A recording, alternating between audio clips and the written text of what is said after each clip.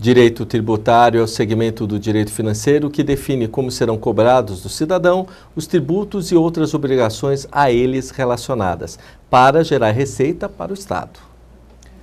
A disciplina se ocupa das relações jurídicas entre o Estado e as pessoas de direito privado, concernentes à instituição, imposição, escrituração, fiscalização e arrecadação dos impostos, taxas, contribuições de melhoria, empréstimos compulsórios e contribuições especiais. Afinal de contas, o brasileiro está familiarizado com a alta taxa de inadimplência e, principalmente, o cidadão tem noção de quanto está devendo para o governo? Tributos é o tema de hoje e nosso entrevistado é o Dr. Anis Kfouri Júnior. Ele é mestre em Direito Político e Econômico pela Universidade Mackenzie. É ex-diretor executivo da CAASP, especialista em Direito Tributário, em Comércio Exterior e Direito do Consumidor. Ele também é professor dos cursos de pós-graduação da Faculdade Trevisan, da Pontifícia Universidade Católica, da Faculdade Getúlio Vargas, do IMES e da Escola Superior de Advocacia. É especializado em aperfeiçoamento em Direito Constitucional pela Harvard Law School. Autor do livro Curso de Direito Tributário, publicado pela editora Saraiva. Doutor. Na verdade, vasto currículo. O mais importante é que eu sou amigo do Walter Siglione e do Raul Jafé. E esse currículo é a maior conquista que a gente tem, além do trabalho acadêmico, além do trabalho profissional, além do trabalho longo de 16 anos junto à OAB. A coisa mais preciosa que nós temos na vida, eu falo isso, acho que o telespectador há de concordar, são as amizades que a gente constrói ao longo do tempo. Porque os cargos nós estamos, os títulos nós conquistamos, mas amizades nós construímos. A amizade é uma coisa que você conhece a pessoa e ao longo dos anos você vai construindo histórias em conjunto. Então, a alegria. Raul é um amigo de longa data, um brilhante jornalista. Descobri hoje que também é engenheiro. O Walter, que conhece muito da nossa UAB, um profissional atuante. Então, é um prazer estar aqui com vocês. Eu acho que o maior currículo que a gente pode ter são os amigos que a gente tem. E a sorte, falando em matéria tributária, atenção, nosso telespectador, que eu já cumprimento e quero dar um fraterno abraço a você que nos assiste, é que nós ainda não precisamos declarar no imposto de renda os amigos como patrimônio, porque senão nós iríamos pagar um grande imposto de renda. Doutor, é muito simpático. Agora nós vamos acompanhar a reportagem do jornalista Tiago Santos e do Cristiano da Luz, que aliás tem feito um brilhante trabalho aqui nessas edições novas do Questão de Justiça. Vamos lá. O final do ano chegou e junto a ele, de um lado, o 13º e do outro, as compras de Natal. Presentes que sejam bons, baratos. Se as crianças foram menos contempladas em natais anteriores, quando os adultos estavam mais comprometidos com parcelas de pagamento da aquisição de bens de consumo, como carros e casa própria, neste ano, os pequenos devem lavar a alma em 25 de dezembro. Segundo pesquisas realizadas por diversas entidades do varejo, os brinquedos aparecem em segundo lugar no ranking da lista de intenção de compras para a data festiva, ficando atrás somente do líder histórico, as peças de vestuário. Eu acho que brinquedos, roupas, é tudo bem-vindo. Os comerciantes paulistas esperam um aumento nas vendas de pelo menos 4% neste mês em relação a dezembro do ano passado. O consumidor já percebeu que nesta época do ano todo cuidado é pouco para evitar o alto preço. E se a ideia é levar para casa um montão de sacolas, sem gastar um montão de dinheiro, o jeito é pesquisar. E a pesquisa, olha, tem que pesquisar muito, porque os preços oscilam bastante nessa época, né? Mas tem gente que ficou com a corda no pescoço já de natais anteriores.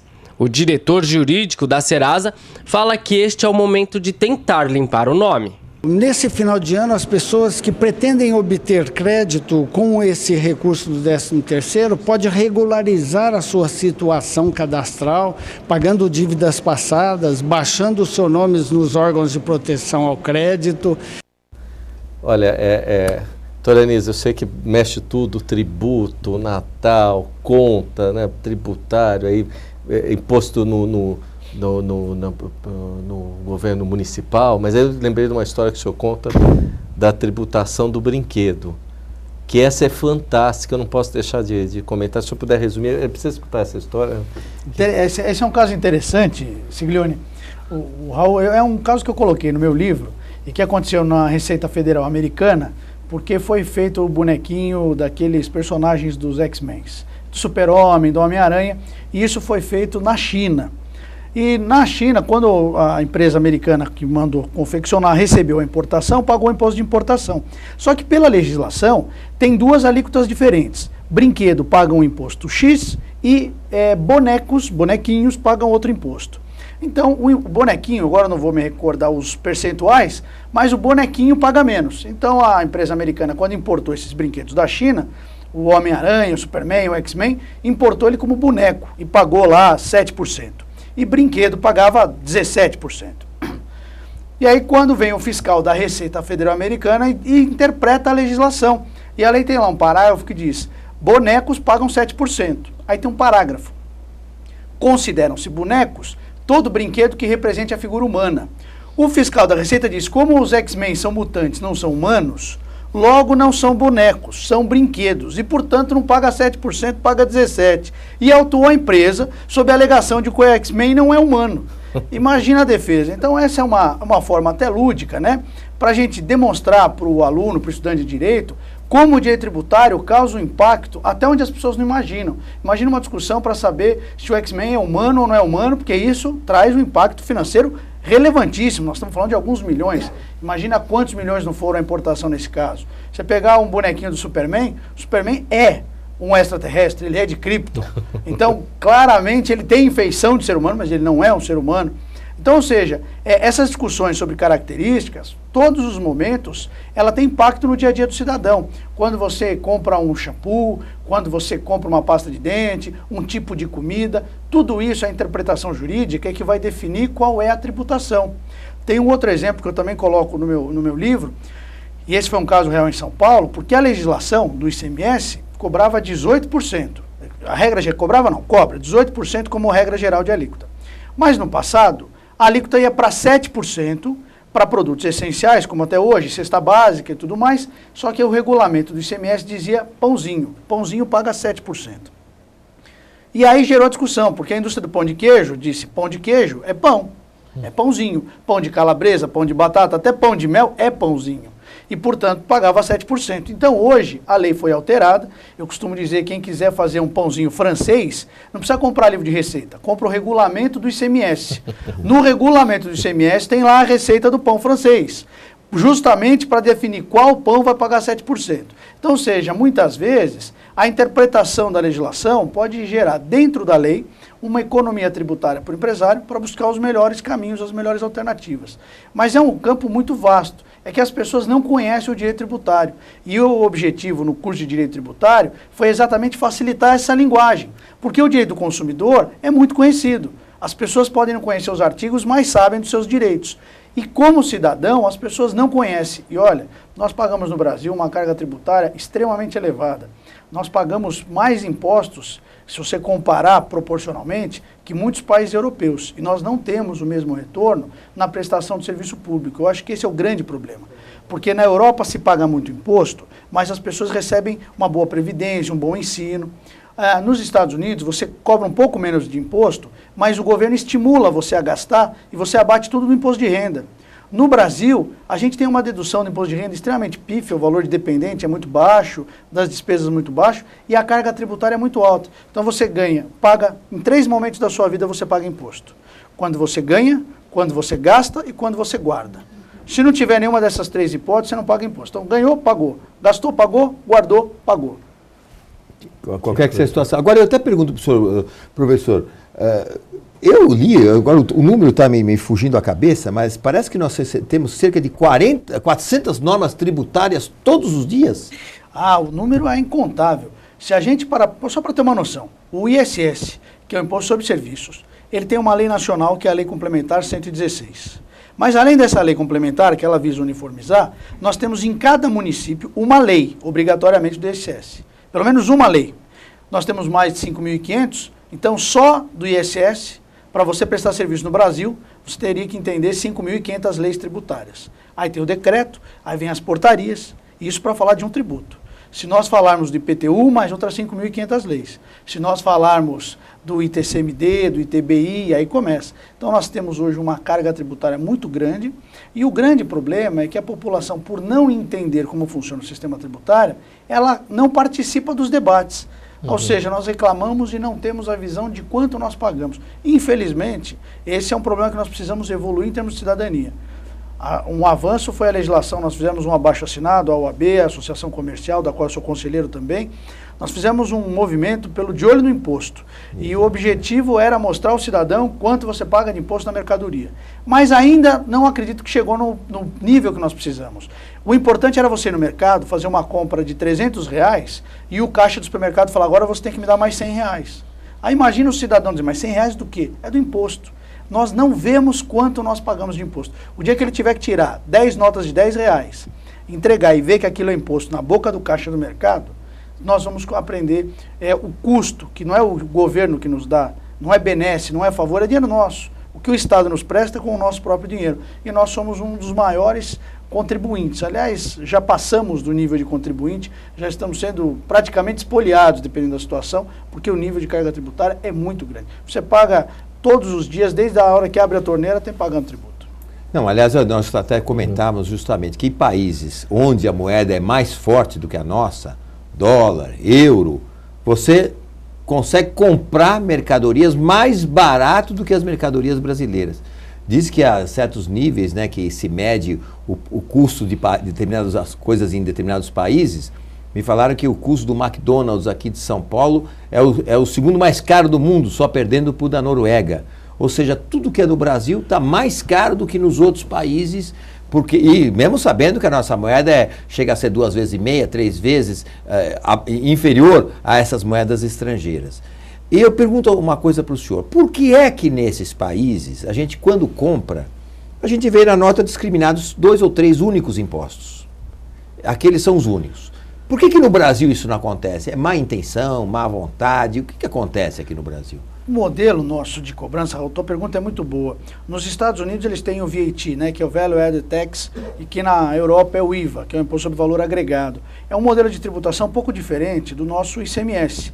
O nosso ICMS no modelo federativo, então tem um estado que produz e tem um estado que consome. Às vezes São Paulo produz e vende na Bahia. Às vezes o Rio compra, a mercadoria vai para um depósito que fica em Minas e depois ela é comercializada no Rio Grande do Sul.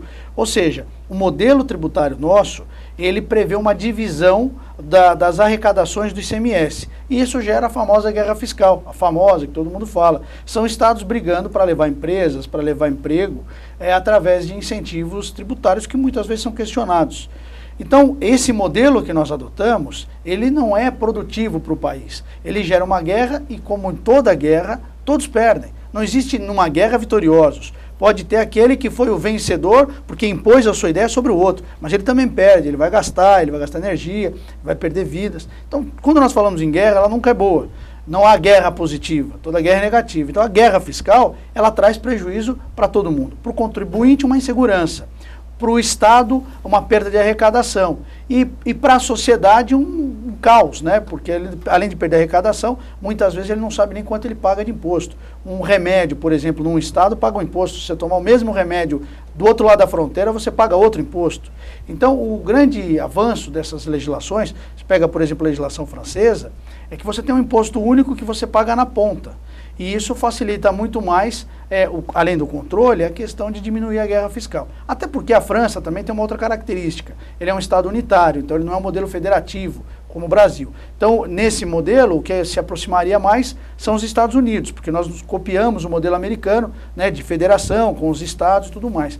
Mas mesmo assim, a legislação tributária do VAT norte-americana é muito mais fácil de aplicar do que a legislação brasileira, que tem mecanismos de débito, de crédito, compensação, de redução de base de cálculo. Então, entender esse mecanismo, muitas vezes, é complicado. Para resolver isso, nós precisávamos ter uma reforma tributária, que se fala há muito tempo. Mas quando nós falamos em reforma tributária, infelizmente, a única proposta que surge é de aumentar o tributo para o cidadão, e não reformar, dividir, porque ninguém quer perder a arrecadação. Aliás, há muitos anos, foi até mote das suas campanhas, o professor Marcos Sintra Cavalcante, o tempo todo ele discutiu, e até hoje ele briga muito pela questão do imposto único, que para ele é totalmente viável se aplicar no Brasil. Na verdade, imposto único seriam 2 ou 3 impostos acoplados, mas que resumiriam toda essa gama enorme de impostos e centenas de normas tributárias que são lançadas todos os dias. O senhor acha viável isso no Brasil? Seria necessária uma mudança tão absurda, tão grande? O professor Marco Sintra é um grande amigo. Aliás, se não estiver nos assistindo, o professor Marco Sintra, um abraço, é um homem muito trabalhador e que eu tenho muita estima e admiração. Mas essa questão do imposto único, eu vejo com certa resistência. Por uma questão, a ideia, a proposta é boa. Mas é importante a gente frisar uma coisa. Quando nós falamos em direito tributário, nós falamos em tributos. E tributo se subdivide em imposto, em taxa e contribuição. Então são 3 espécies tributárias diferentes. Na linguagem geral da população, quando nós falamos em imposto único, a população pensa que nós vamos pagar um único tributo. E a atenção é a seguinte, não é um único tributo, é um único imposto. De maneira que, além desse único imposto, você pagaria ainda taxas e pagaria contribuições. Então, por exemplo, o INSS hoje, que é descontado na folha de pagamento, tanto do empregador quanto do empregado, não são impostos, são contribuições sociais. Então, mesmo que se crie um imposto único, ainda haveria, em tese, uma contribuição social sobre a folha de pagamentos. Então, essa percepção de que pagar um imposto único seria possível, não seria o único tributo, seria o único imposto. Teria ainda taxa, teria ainda contribuição. E, além disso, é difícil medir a capacidade contributiva. Qual seria a base de cálculo desse único imposto? Seria a propriedade? Se eu pegar a propriedade, eu vou prejudicar aquele que não tem imóvel, mas tem grande renda. Seria a renda? Às vezes eu tenho pessoas que têm um patrimônio grande, mas não têm renda. Então, é difícil você mensurar através de um único imposto as diferentes características tributárias. O que era preciso, na minha percepção, e aí sujeito obviamente a críticas, a debates, que isso é importante, mas seria reduzir as alíquotas, porque a vida inteira se falava que precisa, como tinha sonegação muito grande, as alíquotas eram maiores. Isso desde a minha adolescência eu escuto. Então, a partir do momento que houve a informatização e o controle, hoje o fisco controla tudo em microsegundos, tudo é cruzado eletronicamente e, portanto, a tendência de sonegação tem diminuído bastante. A partir do momento que a tendência de sonegação diminui, a base tributável aumenta. Com a base aumentando, você pode diminuir as alíquotas. Mas o que a gente percebe é que a base aumenta e as alíquotas aumentam. Por quê? Porque o gasto público aumenta. Nós temos que passar por uma discussão de reduzir o tamanho do Estado, do gasto público. O Estado é muito pesado e a gente tem que pagar essa conta. Então está na hora de reduzir as alíquotas para que todo mundo possa pagar o seu tributo de maneira produtiva. Eu falo no meu livro, tem a chamada curva de Laffer. A curva de Laffer é um estudo pelo Laffer, que ele diz o seguinte: até um certo ponto você vai recolhendo tributo. A partir daquele ponto você estimula a sonegação. Por quê? Porque o risco para o sujeito sonegar perto do que ele gasta não convém. Então, ou seja, a partir do momento que você diminui a arrecadação, diminui as alíquotas, você traz a pessoa para a formalidade. Um exemplo disso foi o Simples. O Simples foi uma facilidade que trouxe muita gente para a formalidade. E é uma coisa que eu queria aqui também colocar para o nosso telespectador, o Walter acompanha isso há muito tempo, que é uma defesa que eu tenho feito para a inclusão do Simples das sociedades profissionais, como as pequenas sociedades de advogados, de médicos, de engenheiros. Porque, pela nossa lei, absurdamente, uma padaria, sem nenhum demérito à padaria, mas que tem um faturamento de 1 milhão, ela pode estar no Simples.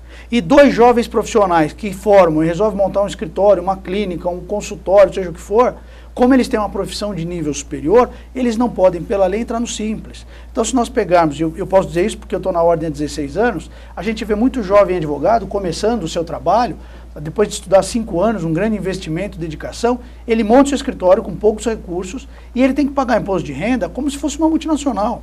Ele tem que pagar pelo lucro presumido, pelo lucro real ou pela pessoa física, 27,5%. E aí ele desce para tomar um café e a padaria com 15 funcionários está no Simples. E ele sozinho, dando os primeiros passos na carreira dele, paga um imposto pesado. Então, será que nós estamos atendendo ao princípio da capacidade contributiva? Eu acredito que não. Então, o que eu acho, essa ideia de quem tinha curso superior eram pessoas de posses, essa é uma ideia do passado. A legislação mudou, o mercado mudou, hoje mais pessoas estão acessando o nível superior, e para que essas pessoas tenham sucesso na carreira, não adianta nós darmos incentivos, como programas para a Uni, para a pessoa cursar a faculdade, mas também é importante nós darmos incentivo para esses jovens formarem o futuro do país. Nós estamos vivendo uma crise pela ausência de médicos, porque claramente nós não formamos os médicos necessários nas localidades necessárias. Então precisa, se for pensar em políticas públicas, com o uso de recursos públicos para a geração desses empregos. Então, nesse contexto, eu acho que nós precisaríamos pensar também na inclusão do Simples para sociedades de advogados, para as clínicas médicas, odontológicas, para todo profissional, publicitário, jornalista, porque não é o curso superior que dá a capacidade contributiva. Né? Tá certo que o Raul e o Walter são dois jornalistas milionários aqui, são dois bem-sucedidos, mas não é porque é jornalista que necessariamente você vai ser milionário, não é porque você é advogado que você é milionário. Ou seja, a capacidade contributiva tem que ver quanto você arrecadou, e não a profissão. Né? A profissão seria um pré-julgamento antes de qualquer coisa. São alguns temas, viu, Raul, que tem que passar por uma reforma tributária, mas é difícil. Aliás, um outro tema que você falou, o seguinte, eu acho que todos nós quase conhecemos alguém que tenha o famigerado precatório para receber. Não só os alimentares, que são de funcionários públicos, servidores públicos, como também das pessoas que tiveram suas casas desapropriadas, suas propriedades, enfim, e estão devendo, o governo deve a elas, seja municipal, estadual, até o federal, há muitos e muitos anos. Essas pessoas morrem e não recebem os seus precatórios.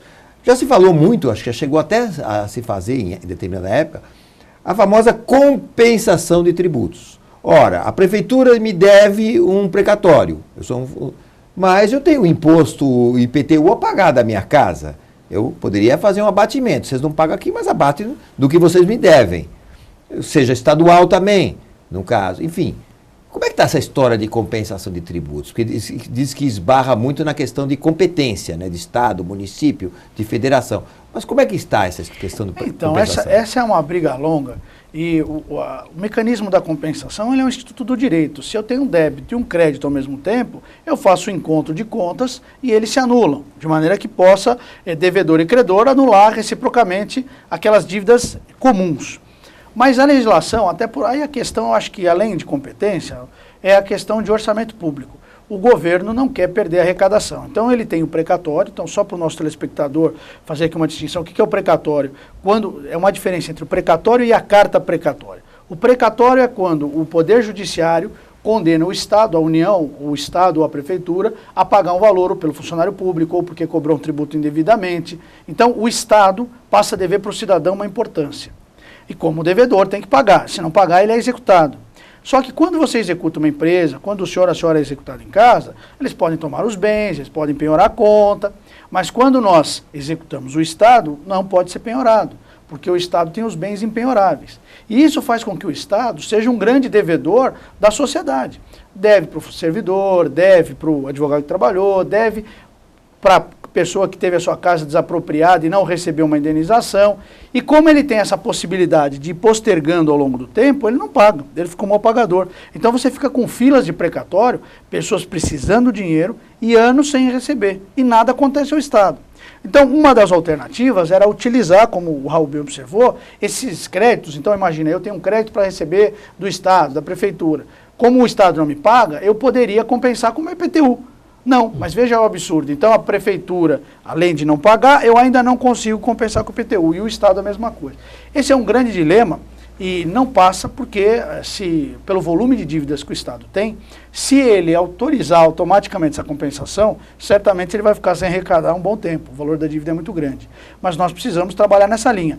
Eu acredito que cada vez mais nós precisamos arranjar dois meios alternativos. Primeiro, para receber o dinheiro, são pessoas que trabalharam. Então, precatório não é favor, precatório é dívida. E como dívida num país sério, tinha que ser respeitado, tinha que ser cumprido. Eu não posso ter uma decisão judicial determinando que o Estado pague e o Estado simplesmente, utilizando a premissa de ser Estado, não pague e cozinha aquilo em banho-maria. São pessoas, e posso dizer isso a exemplo da advocacia. Nós vemos às vezes advogados muito simples, trabalhando praticamente de graça, e quando ao final de um trabalho recebem os seus honorários, não recebem o crédito daquele valor, depois de trabalhar por anos.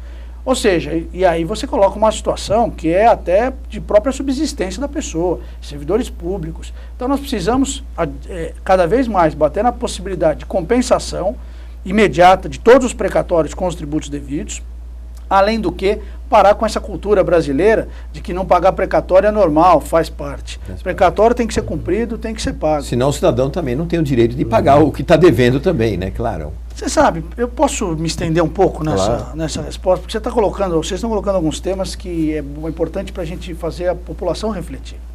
Muitas vezes a gente fala no debate que é o recurso, por exemplo, o recurso judicial que atravanca a justiça. Isso é uma desculpa que não condiz com a realidade. A culpa não é do recurso do advogado. E aqui não estou trabalhando de corporativismo. É uma questão das pessoas entenderem como funciona um pouco o processo. Como as pessoas não entendem o funcionamento do processo, ele diz, ele recorreu, agora ele ganhou tempo, é o advogado. Vou dizer uma coisa para você. O processo, você tem o advogado, tem o juiz e tem a outra parte, que é o outro advogado, outro procurador. O advogado é o único que tem prazo.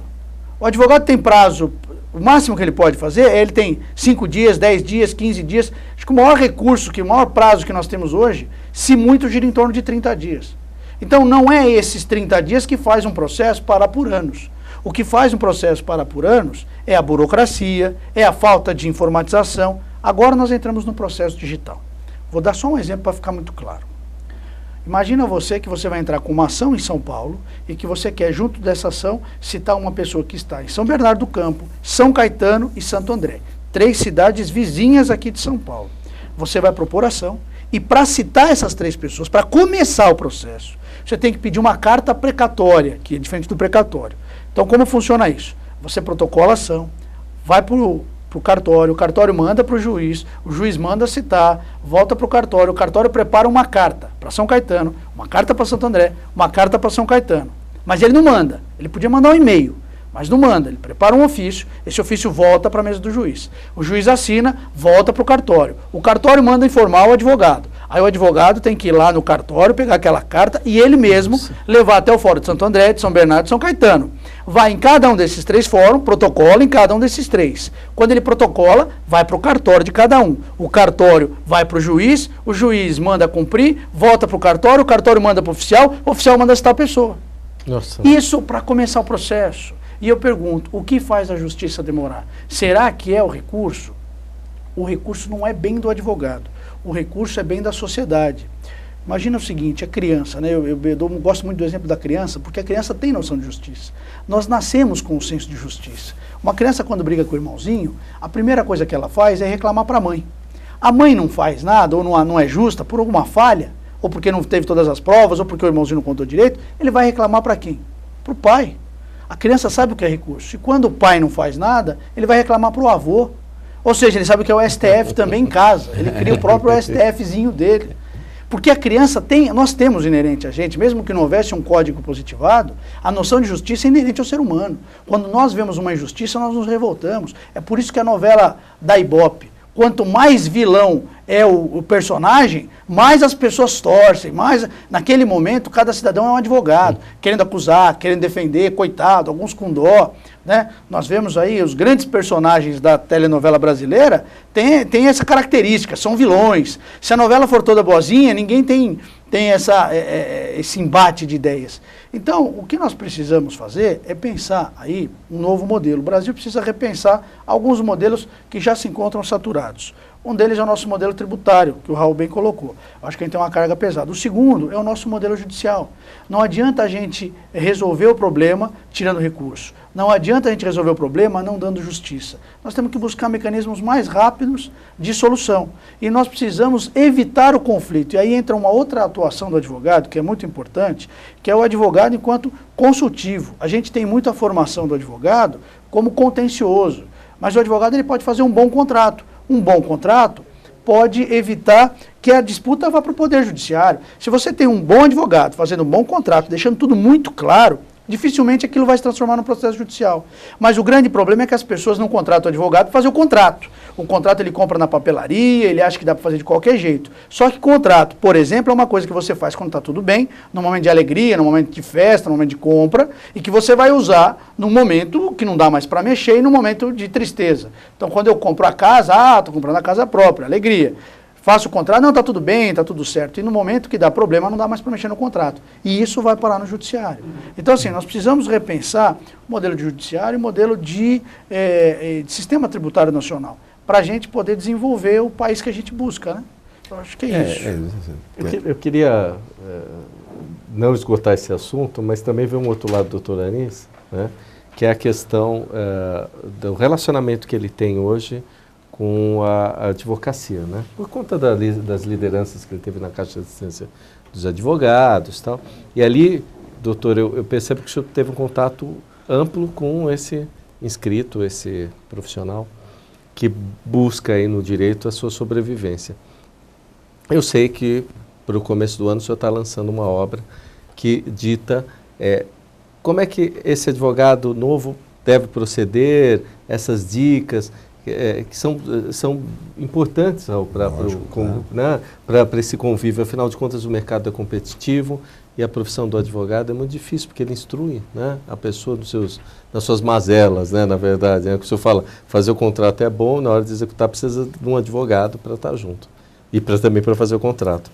Enfim, como é que o senhor está começando a trabalhar esse outro lado de ajudar o colega a poder visualizar melhor a sua carreira?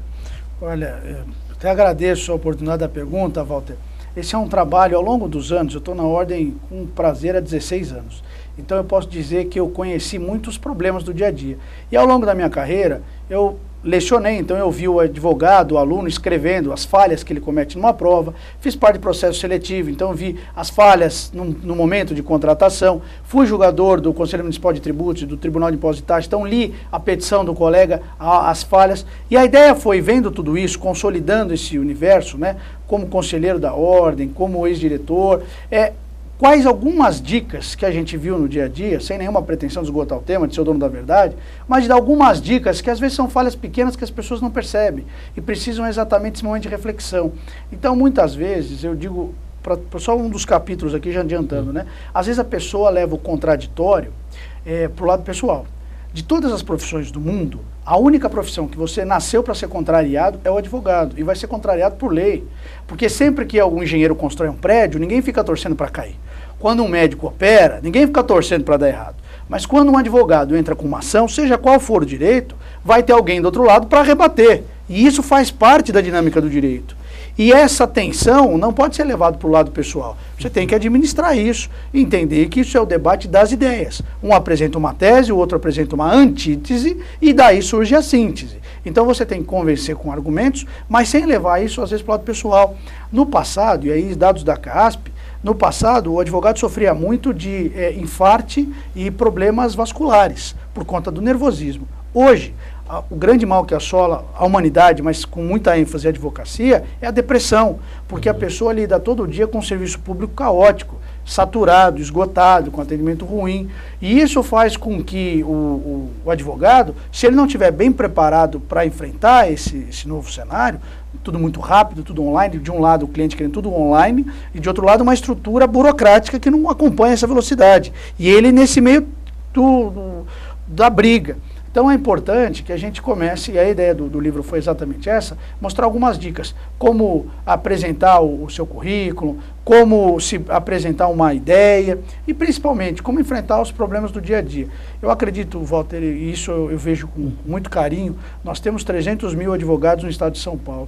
Advogados das mais variadas áreas, das mais variadas condições sociais, mas uma coisa é em comum a todos, lutam diariamente por justiça diante de um sistema muito difícil.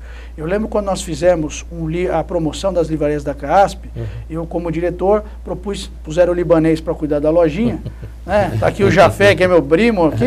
Então, eu fui diretor da CASP numa das gestões e responsável pelas livrarias. O que eu propus? Criação da livraria infantil e o desconto de 50% em todos os livros, inclusive aqueles encomendados, não só os que estavam na loja, mas para todos. Por quê? Porque nós precisamos capacitar o advogado. Capacitando o advogado está mais preparado, quem ganha é a advocacia, porque vai ser mais bem valorizado, e na verdade quem ganha é o cidadão, porque o cidadão vai ter um profissional cada vez mais qualificado para atendê-lo. Nós demos 50% de desconto, teve gente que achou que era loucura, teve gente que achou que foi contra, mas deu certo, e deu certo tanto que mais de 30 mil pessoas já compraram no mês do advogado, que era a promoção só do mês do advogado, os livros. Então, com isso, nós economizamos para a advocacia alguns milhões de reais. E isso traduz em vantagens se a pessoa perceber quem está ganhando, na verdade, é a sociedade. A sociedade está com profissionais cada vez mais qualificados e a justiça, porque está criando um cenário mais favorável para a conciliação, para o conhecimento jurídico, e é assim que a gente evolui. O senhor acha que hoje o advogado que vai ingressar no mercado, ele por conta desse inchaço, estamos falando de 300 mil advogados, né? 340 mil. Isso dá mulher mais ou menos a metade. Metade. Né? O senhor acha que há uma dificuldade porque tem que ser apresentado um plano com todas as opções hoje que o advogado tem e ele sai da faculdade sem ter essa noção toda? São alguns... nós tivemos que pensar o seguinte, o jovem advogado, existe hoje mercado de trabalho. Muitas pessoas dizem que não tem mercado. Se você parar em qualquer rua e falar, olha, eu estou dando consultoria de graça, tire suas dúvidas com o advogado, todo mundo vai tirar uma pergunta. Um exemplo muito claro é quando nós fazemos a faculdade, no primeiro ano de Direito. Alguém da família diz, ele está fazendo Direito, ou ele vai ser advogado, alguns dizem até advogado, mas com carinho, porque é o pai, a mãe lá, dizer advogado, automaticamente aparece um primo para tirar uma consulta, fazer uma dúvida, ou seja, as pessoas precisam de advogado. O que nós precisamos, é um mapa que eu fiz há mais de 10 anos, é que nós temos 340 mil advogados, e todos muito formados, principalmente na área civil, penal e trabalhista. Então esses 300 mil estão do mesmo lado do barco. O que acontece? A tendência é o barco virar. O que nós precisamos fazer, e eu tenho feito isso há 10 anos na ordem, é a gente tentar buscar o reposicionamento da advocacia. Ou seja, mostrando para os novos advogados que existem áreas novas. Existem advogados na área de mercado de capitais, na área internacional, na área ambiental, na área agrária, na área desportiva. São áreas que não têm telecomunicações, são áreas que não têm profissionais qualificados para atuar. E nós estamos perdendo espaço. Então o que nós precisamos pensar, e principalmente para esses novos que estão chegando, é mostrar para eles que tem um universo muito grande de serviços que eles podem prestar e que não tem profissionais, e que há carência. E a partir daí nós vamos dividir esses advogados especializados por assunto, cada vez mais é necessária a especialização, porque o volume de normas, como o Raul muito bem colocou, é extremamente gigantesco, e a partir daí ter bons profissionais em diversas áreas que podem atender no país todo. E aí mostrar um pouquinho a tendência. Então nós fizemos, a comissão tinha de novos mercados de trabalho, nós fizemos a feira, as 2 feiras de novos mercados de trabalho. Quando eu era secretário-geral da escola, propus a criação de cursos de novos mercados de trabalho. Hoje nós temos o curso lá na ESA de Direito de Entretenimento, que é para você, como você negociar contrato com artista, com show business. As pessoas não conhecem esse mercado. Tem aqui 2 grandes especialistas que conhecem o mundo dos bastidores da televisão, mas são contratos que têm particularidades e que as pessoas não conhecem, direito de imagem, direito autoral. E na livraria da CASP nós criamos a seção que tem no estado todo, eu propus a criação da seção de novos mercados de trabalho. Então você, colega que nos assiste, pode ir numa livraria e esses livros são indicados por editoras, por professores, com o objetivo de você mostrar e conhecer um pouquinho mais de áreas que você não teve contato na faculdade. Então quem fala aqui em direito desportivo, as pessoas não conhecem. E não é só futebol. O direito esportivo é basquete, são todos os esportes, e as pessoas não conhecem. E tem toda uma regra para isso. Direito canônico, que é um outro ramo do direito que as pessoas não conhecem. Descobri até o direito funerário, que é uma coisa que eu digo que é de outro mundo. E eu descobri que cabe, né, dentro de um túmulo lá, posse, uso capião. E tem lógica, porque tem posse mais mansa e pacífica do que aquela. Então são regras que muitas vezes as pessoas não conhecem. Então o que ele faz? Ele sai da faculdade sabendo fazer um divórcio, sabendo entrar com uma ação trabalhista e propondo uma ação de execução. Mas se eu falar, eu preciso lançar ações em bolsa, ele não sabe por onde começar. Então nós precisamos buscar esse novo mercado. Quer ver um outro detalhe? Só para a gente fechar, o Raul é engenheiro. A parte de engenharia, licença, construção, plano diretor, poucos advogados conhecem as legislações de posturas municipais, que é um mercado. A parte de vigilância sanitária, poucas pessoas conhecem para atuar. Então entra um engenheiro, entra um biólogo, que presta um serviço que poderia ser prestado pelo advogado. A mesma coisa na área metrológica. O Inmetro, o IPEM, o Instituto de Pesos e Medidas, nós estivemos visitando eles, tem uma série de autuações e é importante que tenham advogados especializados em orientar a empresa. Olha, você tem que tomar cuidado com essa regra, e não tem advogados especializados nisso. Ou seja, nós temos um universo muito grande de atuação. Essa ideia de que não há mercado, o que não há é mercado para essas áreas tradicionais. Mas mercado existe, e esse mercado não é um mercado ruim, é um mercado positivo porque a gente agrega valor para o cidadão. Nós somos investimento, ao contrário do que disseram, advogado não é despesa, advogado é investimento. Quer ver um exemplo? Se você contrata o seu seguro, por que todos nós pagamos o seguro do carro? Porque nós sabemos que se der dor de cabeça, nós estaremos garantidos. Se você não paga o seguro do seu carro, você perde o carro. Mas se você não tem um bom advogado e faz um contrato errado, você pode perder mais do que o carro, você pode perder a sua casa, você pode perder outro patrimônio. Então, a assessoria jurídica, e aqui não é corporativismo, é uma assessão que todo mundo sabe disso, a orientação jurídica, uma vez assinado um documento, foi. Então, a prevenção é muito importante. Então, não tenho dúvida nenhuma de que os advogados podem contribuir muito para o crescimento da sociedade. E mais, nós vivemos hoje um período em que a gente compra muito marca, a gente compra muito bens intangíveis. É seguro, é software, é telecomunicação, são todos bens que a gente não pega. E o que dá garantia para a gente é exatamente o contrato, é a segurança jurídica. Quando você faz um plano de saúde, o que você espera não é ficar doente. Aliás, você espera pagar para não usar. Mas você tem que ter a segurança jurídica para o momento que você precisar, você contar com o plano. E isso quem vai te dar o direito.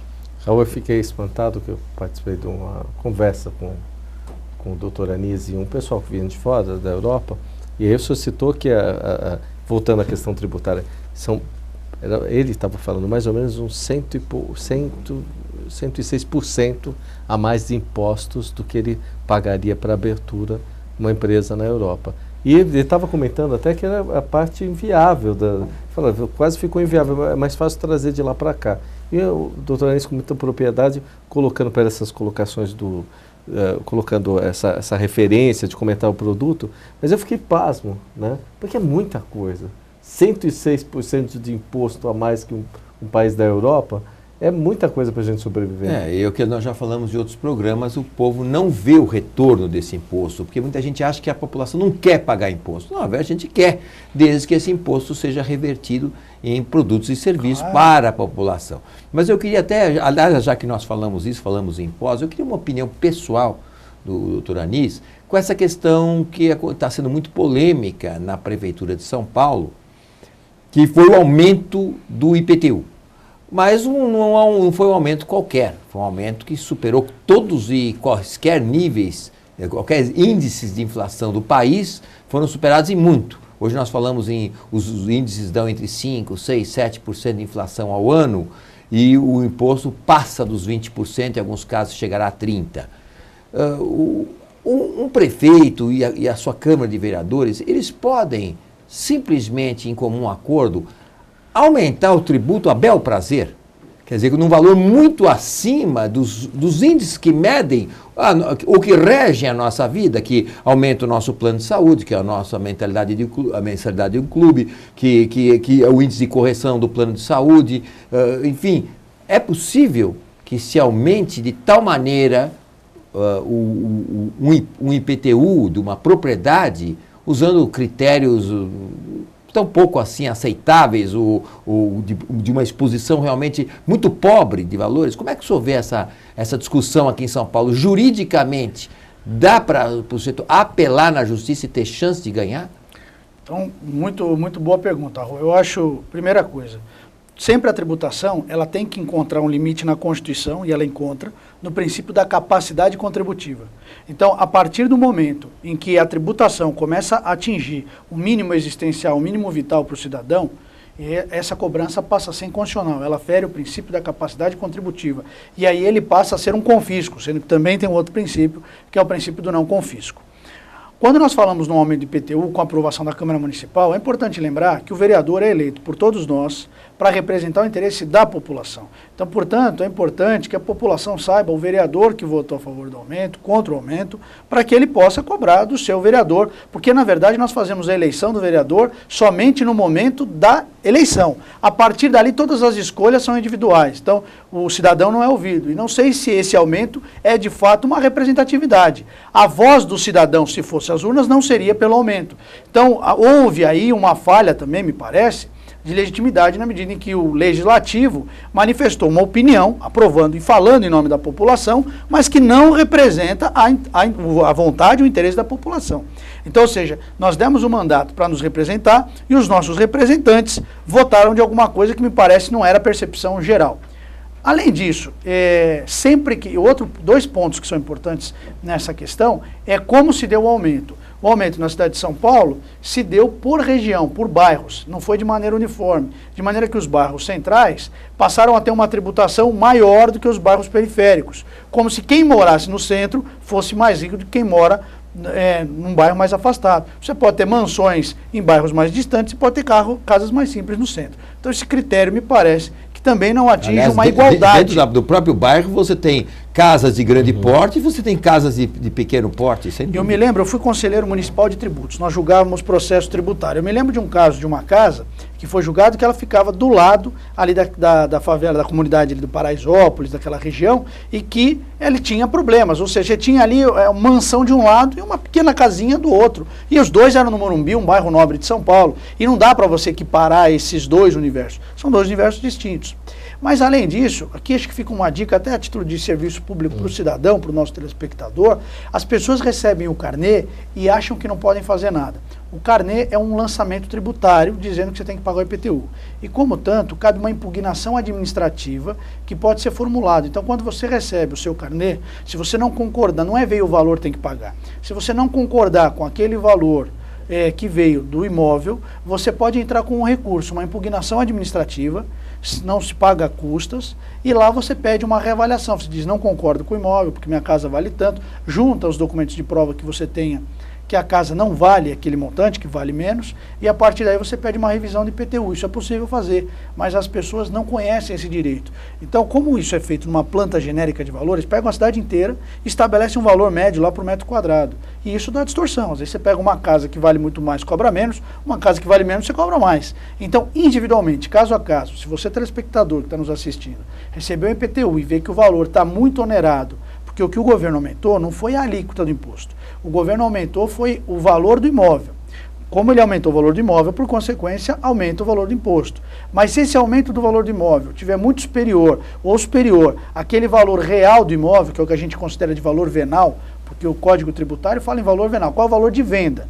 Se eu coloco um valor majorado, superior, o contribuinte pode pedir sim a revisão, é um direito constitucional, está previsto na lei na cidade de São Paulo, e na maioria das leis de todo o país. Então, sempre que receber um IPTU e o valor não concordar, você vai na Secretaria de Finanças, pode ser um requerimento de próprio punho, ou por seu advogado, ou de próprio punho, você diz não concorda, explica as razões e junta as provas, e pede a revisão do lançamento. Mas só que enquanto isso já está vencendo aquele primeiro IPTU que você já tem que pagar. Mas você não é obrigado a pagar e não pode sofrer execução. Enquanto não for julgado o processo administrativo, você não é obrigado a pagar e não pode sofrer nenhuma execução, nem processo judicial, nem penhora. Primeiro a prefeitura tem que dar a resposta.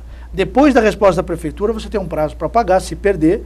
Então, guarda o dinheiro por eventual necessidade, se não for aprovado, tudo mais, mas você pode questionar sim, existe essa possibilidade. É porque muitas vezes as pessoas não conhecem seus direitos e por não conhecer acabam não exercendo. Agora, nesse caso, por exemplo, da prefeitura que pleiteia esse aumento acima de 20%, de repente, eu recebo o meu IPTU, eu estou inconformado com aquilo, porque era o mesmo do ano passado com este acréscimo de 20%.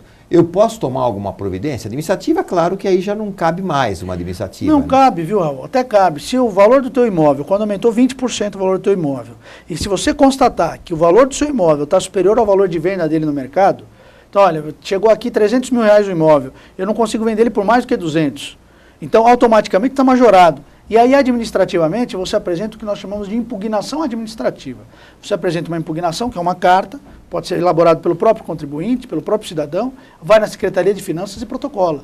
Guarda uma via com ele para comprovar que fez o recurso administrativo e lá você questiona por que você não concorda com aquele valor. Então, dá para ir na via administrativa. E, além da via administrativa, tem a via judicial, se for o caso, e você comprovar isso. Mas é importante avaliar caso a caso. Não dá para a gente generalizar. O importante é que cada um que receba o seu carnê avalie o valor do imóvel e quanto que é o valor de venda real do seu imóvel. Se houver distorção, existe fundamento jurídico para ele pedir a revisão e a diminuição do seu IPTU. São todas as taxas municipais, estaduais, você pode entrar por esse recurso? Sempre, via por de exemplo, regra. eu não sei se PVA é taxa, né? O IPVA é um imposto. É imposto. Então, Uma dica, e é estadual, né? É estadual. Também cabe. Só que no caso do Estado, ele publica uma tabela com o valor dos veículos. Então não existe essa tabela com o valor dos imóveis. Como o veículo ele tem uma certa padronização, entre marca, modelo, ano, então o governo publica uma tabela com o valor venal dos veículos. Mas, se esse valor venal do veículo também estiver irregular, você pode pedir a revisão. Um exemplo disso aconteceu quando o governo federal reduziu o IPI do carro zero. Quando ele reduziu o IPI do carro zero, ele forçou o preço do carro usado para baixo. E, por consequência, na hora de pagar o IPVA, o carro que valia mais passou a valer menos. Porque o valor de venda do carro usado caiu, né? O sujeito ia na loja, ia comprar um carro zero por 40 mil, agora com a redução do IPI pagou 35, o carro usado que custava 30 já não vai ser mais vendido por 30, ele vai ser vendido por 27, 28. Então essa redução do carro usado teve que ter reflexo também na apuração do IPVA, o valor venal do carro diminuiu. Então também é possível. Todo lançamento, imposto de renda, sempre que houver um lançamento e você não concordar, você tem o direito de administrativamente apresentar sua impugnação. Importante que o nosso telespectador saiba disso, porque ser contribuinte é ser cidadão. Então, quando a gente paga, a gente tem que saber por que paga e quando não concordar, saber por onde reclamar. Porque a gente sempre paga antes para discutir depois. Ou fica com medo de que até que saiba uma resposta, você já tem várias prestações vencidas. Né? Então as pessoas falam, melhor então pagar. E praticamente aceitar tudo, né? Passivamente. Bom, pena que estamos chegando no final do programa, que dá uma conversa para mais de metro, como se diz. Né? Então, essa empreitada nova, o senhor é amigo mesmo, essa empreitada nova de orientação para o advogado, acho importantíssimo. Né? Primeiro porque o senhor convive há muito tempo com o seu colega, né, sendo líder de classe, sabe das necessidades dele. A ideia de ser uma pessoa tão esclarecida, viu? Não, ele não dá uma entrevista, ele dá uma aula, né? Todos nós aprendemos e queremos até já renovar o convite. Quando for lançado o livro, para que o livro ia ser lançado aqui no Questão de Justiça, que a gente possa discutir os aspectos, que vai ser muito importante para os jovens advogados, aquele advogado está formando, e que a gente coloque alguma coisa... Eu posso aproveitar esse espaço importante para passar 2 comunicados, então? Claro. 2 convites ao nosso telespectador. Por favor. Aqueles que quiserem receber o lançamento do livro, quando nós lançarmos, eu faço questão, agradeço, vou estar aqui, mas se quiser me mandar um e-mail, vai ser um prazer recebê-los. O e-mail é kifuri@kifuri.com.br, KFOURI. kifuri@kifuri.com.br. E se me der mais 30 segundos, só comentar aqui, nós estamos criando uma comunidade jurídica árabe brasileira. Aliás, já falei com o Raul, Walter, vocês sabem, nós estamos criando uma comunidade. Por quê? Para estudar o direito comparado, para entender a cultura. Eu que sou descendente de italiano com libanês. Então eu brinco até meia esfirra e meia pizza.